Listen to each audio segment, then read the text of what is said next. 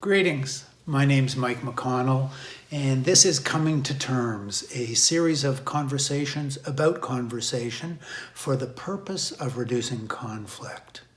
Today's topic is about reflective listening, a strategy that's very, very practical, a little jewel, if you will practice it, that will enable you to convert your judgments of another person into understanding, and thereby, in a really practical way, help not only to resolve the particular problem of the moment, but it becomes a foundation for improved relationship moving forward.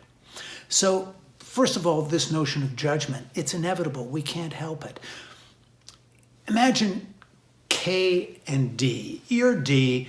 Kay's your colleague in the office, and Kay's very impatient, a little impulsive, and is regularly coming over to your desk to urge you to finish the work because Kay's saying, I can't finish my project until you've finished yours. I need to use that. Come on, hurry up. And of course, over time, this becomes more and more irritating to you. And the chances are you begin telling yourself stories about what a jerk Kay is. But the thing is, those stories aren't really about Kay. They really just project your own irritation, demonizing the other. If this person's getting in my way, they must be an idiot or malicious or demented. Something must be wrong with them. So step number one is simple but not easy, and that is to shift your own attitude, to recognize that the stories you're telling aren't necessarily true. In other words, become curious. Get a little humble. Recognize you don't actually know what's going on in this person's world at all. So step two is finding out. That's the reflective listening part. And the reflective listening, for simplicity's sake, it's easiest, I think, if I break it down into 3 steps for you. The first step is to mirror what the other person's saying. The second step is to acknowledge the logic of how that would make sense to the other person from their point of view. And the third step is to validate the underlying foundational belief or value that is behind that person's behavior. I want you to understand, I'm not suggesting that you should pretend you agree with the person. This isn't about agreement. It's about understanding. So let's look at step 1, mirroring. So now Kay's just been over at your desk, hounding you.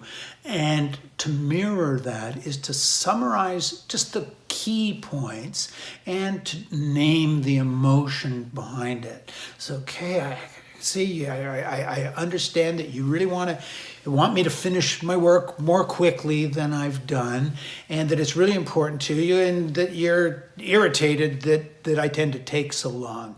Am I getting it right? You're proving that you are listening. You're showing some respect, actually. The next step, and now Kay, you check in with Kay, and Kay corrects it. Well, yeah, it's perhaps not that I'm so irritated. I'm just impatient. The next is to acknowledge that, to point out from the other person's point of view how you can see that it makes sense for them. You're not pretending it makes sense for you. But I can see, Kay, that this is something that has come up before, and you do tend to be a lot faster than me. So I can see how, from your point of view, I guess it would be kind of irritating, and maybe this is something we really need to try to figure out. But before you get to solutions, before you start jumping to fix the problem, let's just make sure this person feels heard at a deeper level. And that's the third step of reflective listening, validating.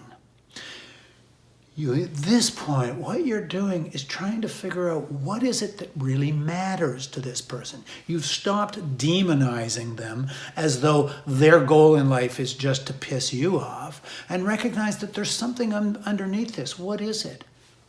Efficiency, perhaps?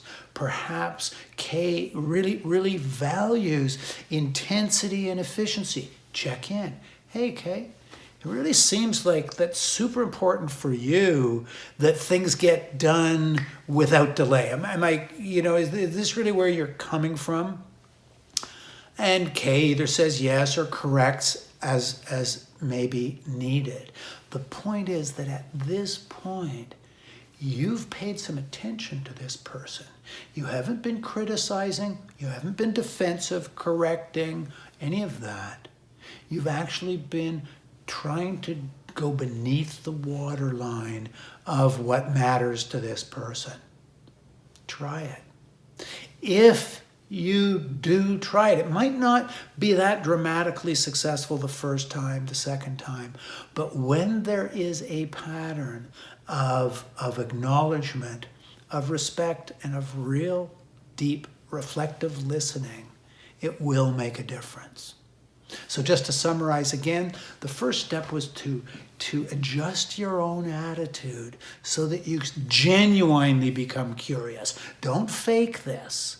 You fake it, they'll smell you a mile away. It's got to be sincere. Who is this person? And then you go about finding out by a 3-step reflective process of mirroring, acknowledging, validating. Try that. And if you want to give me any feedback on how it's worked for you, you can get my contact information in the information box below. And I hope you subscribe and tune in the next time to Coming to Terms, conversations about having conversation. Be well in the meantime.